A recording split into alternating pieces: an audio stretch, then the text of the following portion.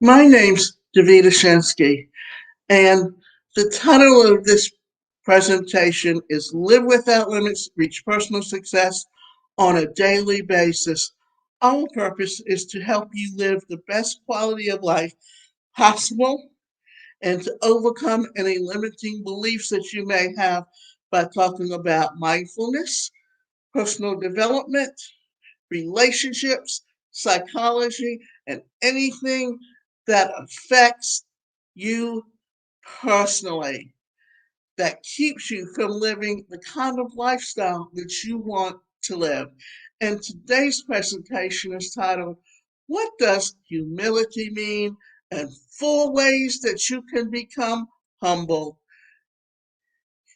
You know those people who are ultra likable, rarely brag, and don't typically steal the spotlight. You might be able to think of someone in your life that you admire for traits. So, what do they have that you don't?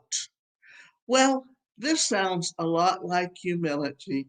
U.S. government official Ezra Taft Benson once said, Pride is concerned with who is right, humility is concerned with what is right. So, what exactly is humility? It is synonymous with being humble. And how can you harness more humility in your life? Well, let's find out. What is humility behavior?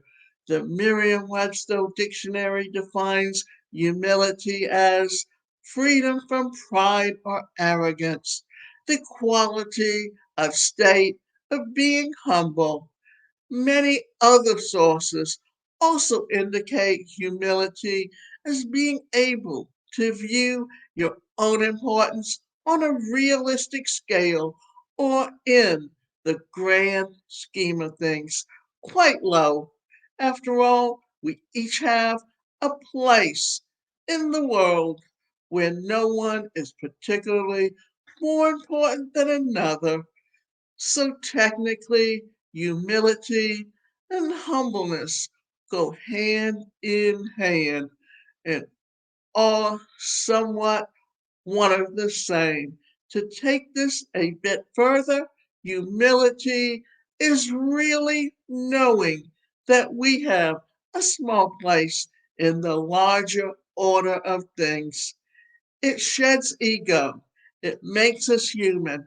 And when it comes down to it, it fosters community, giving and compassion for ourselves and others. So, what are the 3 key actions to humility? But it's hard. We sometimes get wrapped up in our own importance and our own sense of righteousness.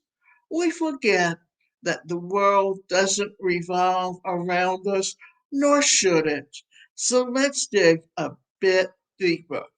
What 3 actions does humility involve exactly? Recognition of your own limitations, appreciating others' strengths and recognizing them, being open to learning from others and showing it. Undeniably, humility nurtures our relationships and brings us closer together. It can help reinforce connection and our appreciation for others. It can help us and others find our place in the world where we feel safe, accepted, and appreciated for what we can do as opposed to what we can't do. So, how can you foster more humility? Not feeling particularly humble? The good news is that humility can be learned. It takes some practice, but you can become more humble and find this delicate balance. Here are a few ways to do just that listen without judgment and with the goal to help others feel heard. With humility, a key ingredient is showing others that you value them.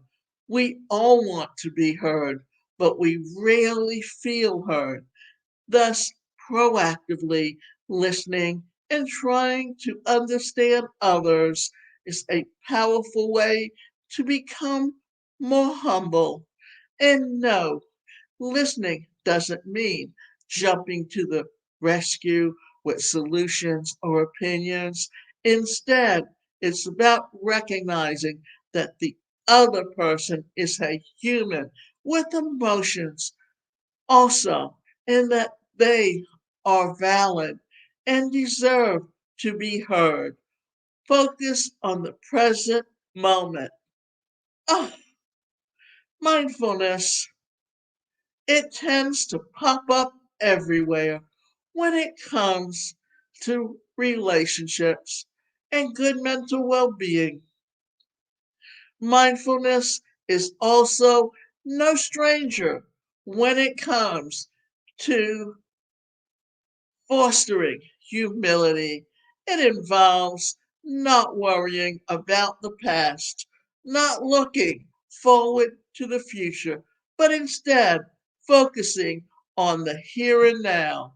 And this helps shed the judgments and fears and allows us to truly see each other as opposed to viewing one another through foggy lens and practice gratitude. It's easy to spiral and opt for a more negative way of thinking. Most of our thoughts each day are negative. However, we have control over this. We can steer our own attention toward the the good in our life and count our blessings, so to say. If you're struggling to be mindful or humble, practice gratitude each day and watch as your mindset and perspective transform. And remember, you have to learn to accept changes in your life and you have to be willing to change. Make personal growth a priority. Our ego hates to change. It doesn't like to admit fault. Yet admitting fault and actively looking for feedback to grow and change can help us move toward humility. It allows us to recognize our shortcomings and recognize the strengths in those that we work with or those that we near and dear to our heart. And this also gives us the opportunity to do better and be better.